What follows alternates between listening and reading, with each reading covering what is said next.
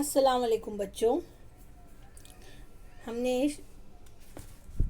माहौलियात हिस्सा दुआम इस किताब से पहला सबक शिवाजी महाराज की पैदाइश से पहले का महाराष्ट्र, इस सबक को हम पढ़ चुके हैं। और इसमें हमने पढ़ा था कि शिवाजी महाराज से तकरीबन 300-400 साल पहले महाराष्ट्र में कई संत हो गुजरे थे। और शिवाजी महाराज ने जब मुल्क में स्वराज कायम करने के लिए अहद किया तो उन्होंने इन्हीं संतों की तालीम और हिदायतों से फ़ायदा उठाया था। तो आज हम इस सबक में संतों की उन हिदायत और तालीम के मुतालिक पढ़ेंगे। सबक नंबर 2, संतों की तालीमात। तो चलिए शुरुआत करते हैं हम सबक की। महाराष्ट्र में श्री चक्रधर, संत नामदेव, संत ज्ञानेश्वर, संत चोखा और मीरा जैसे कई संत हो गुजरे हैं। इनकी तालीमात को समाज के मुख्तलिफ तबकात से आने वाले संतों ने आगे बढ़ाया। संत गुरुबा, संत सावता, संत नरहरी, संत एकनाथ, संत शेख मोहम्मद, संत तुकाराम, संत नीलोबा वगैरह का शुमार ऐसे ही संतों में होता है। इसी तरह संत जनाबाई, संत सोयराबाई, संत निर्मलाबाई, संत मुक्ताबाई, संत कान्हू पात्रा और संत भैनाबाई का शुमार भी जो है संतों के इसी ग्रोह में होता है। अब इन्होंने कौन सी तालीमात दी थी? उन्होंने लोगों को रहम, अदम तशद्दुद यानी कि अहिंसा जिसको हम कहते हैं, लड़ाई झगड़ा नहीं जिसे हम कहते हैं लड़ाई झगड़ा नहीं करना, दूसरों की भलाई, खिदमत, मसावत और भाईचारा जैसी खूबियों की तालीम दी। इन संतों ने लोगों के दिलों में मसावत का जज्बा जगाया और बताया कि कोई छोटा बड़ा नहीं बल्कि सब इंसान बराबर है। इसी तरह महाराष्ट्र में समर्थ रामदास ने अपना काम अंजाम दिया। श्री चक्रधर स्वामी बुनियादी तौर पर कहाँ के थे? गुजरात के शाही घराने के शहजादे थे। देखो यहाँ पर ये तस्वीर नज़र आ रही है, ये श्री चक्रधर स्वामी की। बैरागियों का लिबास पहनकर महाराष्ट्र में आए। यहाँ घूम घूम कर उन्होंने मसावत का दर्स दिया। श्री चक्रधर स्वामी मर्द और जन और ज़ात पात की तफरीक में यकीन नहीं रखते थे। मर्द और जन यानी औरत और मर्द, मर्द और औरत के दरमियान मर्द, जन यानी औरत, दोनों के दरमियान फ़र्क नहीं रखते। तफरीक यानी कि फ़र्क, भेदभाव। और ज़ात पात की तफरीक, ज़ात पात यानी कि कोई ऊंची ज़ात का है, कोई निचली ज़ात का है, ये भी फ़र्क वो नहीं मानते थे। इसी वजह से बहुत सी औरतें और मर्द उनके पैरू बन गए। उनके कायम करदा फ़िरके को महानुभाव फ़िरका कहा जाता है।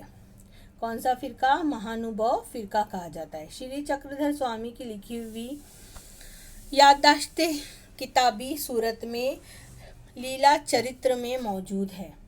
कौन सी किताब है वो? लीला चरित्र। उसके बाद अब हम देखेंगे संत नामदेव। देखो संत नामदेव की तस्वीर। संत नामदेव को विट्ठल से बड़ी अकीदत थी। वो एक देहात नरसी के रहने वाले थे। संत नामदेव ने कई अभंग लिखे, कीर्तन करके लोगों को बेदार किया।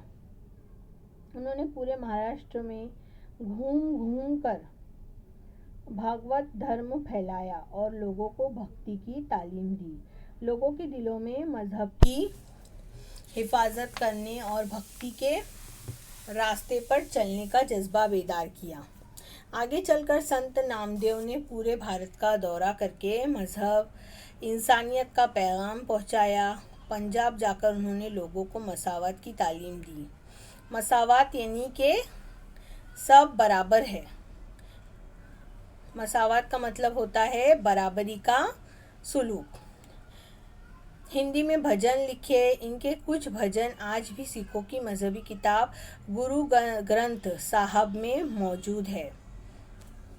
सिखों की जो किताब है जिसको वो बहुत मुकद्दस मानते हैं, गुरु ग्रंथ, उसमें वो मौजूद है। महाराष्ट्र में इनके अभंग बड़ी अकीदत के साथ घर घर में गाए जाते हैं। आगे है संत ज्ञानेश्वर। संत ज्ञानेश्वर आपे गांव के रहने वाले थे। सोपान देव और न्योरती नाथ उनके भाई थे। उनकी बहन का नाम मुक्ताबाई था। उस जमाने के पुराने ख्यालात के लोग इन बहन भाइयों को सन्यासी की औलाद के नाम से पुकारते थे। सन्यासी किसे कहते हैं? जो घर बार छोड़ देते हैं, सन्यास ले लेते दुनिया से, तो सन्यासी की औलाद के नाम से उनको पुकारते थे, क्योंकि उनके वालिद ने घर बार छोड़कर सन्यास ले लिया था। लेकिन कुछ अरसे के बाद वो अपने गुरु की हिदायत पर घर वापस आकर आम लोगों की तरह जिंदगी बसर करने लगे। ये अमल लोगों को पसंद ना आया। सन्यास तर्क करने के बाद इनके घर 4 बच्चों का जन्म हुआ। बाज़ पुराने ख्यालात के लोग उन बच्चों का मजाक उड़ाते और इनको बिरादरी से बाहर समझते थे। ज्ञानेश्वर एक बार झोली लटकाए भिक्षा मांगने निकले, लेकिन गांव वालों ने उन्हें बुरा भला कहा और किसी ने इन्हें भिक्षा नहीं दी। इससे इनका दिल टूट गया। भिक्षा यानी कि वो भीख मांग रहे थे। अपनी झोपड़ी में वापस आए और दरवाज़ा बंद करके गमगीन बैठ गए। तभी उनकी बहन मुक्ताबाई ने झोपड़ी के दरवाजे पर दस्तक दी और कहा, ज्ञानेश्वर दरवाज़ा खोलो, रंज और अफसोस से काम नहीं चलेगा। गमगीन बैठे रहें तो दुनिया की भलाई कौन करेगा। बहन की इस नसीहत ने ज्ञानेश्वर की हिम्मत बंधाई। वो अपना दुख भूलकर लोगों की खिदमत में लग गए। उस वक्त गरीबों और पसमानदा लोगों के साथ मज़हब के नाम पर नाइंसाफ़ी होती थी। उन्होंने लोगों को पुरज़ोर नसीहत की, ईश्वर से अकीदत रखो, हर एक से यकसा सलूक करो यानी एक जैसा बर्ताव करो, दुखियों की मदद करो और उनके दुख दूर करो। इनकी नसीहत पिछले 700 सालों से महाराष्ट्र के कोने कोने में गूंज रही है। उस ज़माने में मजहबी मालूमात संस्कृत किताबों में बंद थी। आम लोगों की बोलचाल और कारोबार की ज़बान मराठी थी। ज्ञानेश्वर की मराठी ज़बान में ज्ञानेश्वरी जैसी ज़ख़ीम किताब लिखी। उन्होंने मजहबी उलूम के दरवाज़े लोगों के लिए खोल दिए, उन्हें भाईचारगी और मोहब्बत की तालीम दी। ज्ञानेश्वर ने जवानी में पूना के करीब आलंदी मकाम पर जिंदा समाधि ले ली। आज भी लाखों लोग बड़ी अकीदत के साथ हर साल आषाढ़ी कार्तिक को आलंदी या पंढरी जाते हैं।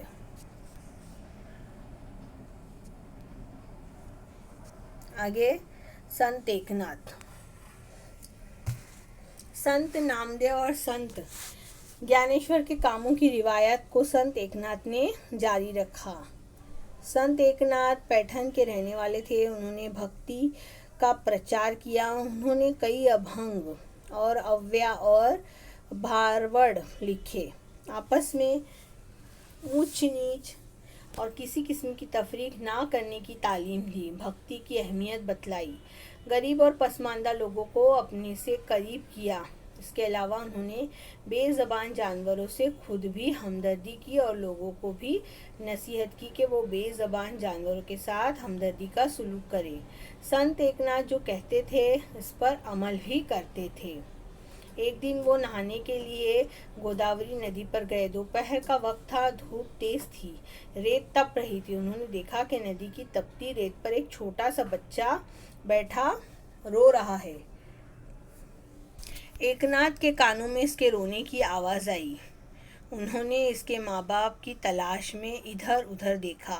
वो दौड़ते हुए उस बच्चे के पास पहुँचे और उसे गोद में उठा लिया। इसके आंसू पहुँचे और बच्चे को इसके घर पहुँचाए। इस तरह संत एकनाथ ने अपने किरदार और अमल से लोगों के दिलों पर मोहब्बत और हमदर्दी का नक्श छोड़ा।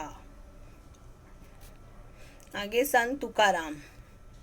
संत तुकाराम, शिवाजी महाराज के ज़माने में संत तुकाराम और रामदास संत हो गुजरे हैं। संत तुकाराम पूना के करीब देहू गांव के रहने वाले थे।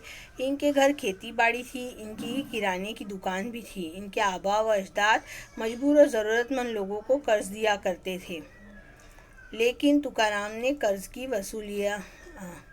वसूलियाबी के अपने हिस्से के खाते इंद्रायणी नदी में गर्क कर दिए। यानी कि उनके आबा अजदाद यानी कि दादा परदादा क्या करते थे, कर्ज भी दिया करते थे, लेकिन वसूली का मामला आया तो तुकाराम ने जो उसके कागजात थे उसको नदी में ही गर्क कर दिया, डुबा दिया। और बहुत से लोगों को उन्होंने क्या किया, कर्ज से इस तरह से आज़ाद कर दिया। वो करीब की पहाड़ी पर जाकर विट्ठल के भजन गाते और आषाढ़ी कार्तिक को पंढरपुर जाते थे। वो कीर्तन करते, अभंग लिखते और इसे लोगों को सुनाते थे। हजारों लोग इनका कीर्तन सुनने आते थे। शिवाजी महाराज भी इनके कीर्तन में शरीक हुआ करते थे। संत तुकाराम लोगों को हमदर्दी, माफ़ी, शांति और मसावत की तालीम देते। शांति यानी अमन। वो कहा करते थे, वो इंसान नेक है, बड़ा है और फरिश्ता सिफत है जो दुखियों को अपना समझे। अपनी नसीहत को उन्होंने लोगों के दिलों पर नक्श कर दिया। इनके दिलों में इंसानियत का जज्बा बेदार किया। लोग तुकाराम की जय जयकार करने लगे। आज भी महाराष्ट्र में हर तरफ ज्ञान बा तुकाराम का नारा सुनाई देता है। ज्ञानेश्वर ही को ज्ञानबा कहा जाता है। आज भी तुकाराम गाथा घर घर में पढ़ी जाती है। समर्थ रामदास। इसी ज़माने में महाराष्ट्र के कोने कोने में रामदास के नारे जय जय रघुवीर समर्थ की गूंज सुनाई देती थी। मराठवाड़ा में रामनवमी के दिन गोदावरी के किनारे पर वाक़े एक गांव जामब में इनका जन्म हुआ। रामदास का असली नाम नारायण था, मगर वो खुद को राम का दास कहा करते थे। दास यानी कि नौकर, जिसे हम कहते हैं आम जबान में। उन्होंने अपनी किताब दास बोध के ज़रिए लोगों को बड़ी कीमती उपदेश दिए, अच्छे ख्यालात और अच्छे अमल की तालीम दी। उन्होंने लोगों को ताकत की कदर व कीमत समझाने के लिए जगह जगह हनुमान के मंदिर बनवाए। इनकी नसीहत थी कि हरकत और ताकत में बरकत और कामयाबी है। उन्होंने लोगों को नाइंसाफ़ी के खिलाफ मुत्तहद होकर लड़ने के लिए उकसाया। इससे उस वक्त के लोगों को काफ़ी हौसला मिला। संतों और बुज़ुर्गों की तालीम से लोग बेदार हो गए, मज़हब का एहतराम बढ़ा और लोगों ने अपने आप पर भरोसा करना सीखा। शिवाजी महाराज ने मुल्क में स्वराज कायम करने के लिए संतों की तालीम से इस तरह से पूरा फ़ायदा उठाया। बच्चों, आपको समझ में आया होगा, उम्मीद है। मिलते हैं फिर अगले वीडियो में। जब तक के लिए अल्लाह हाफिज़।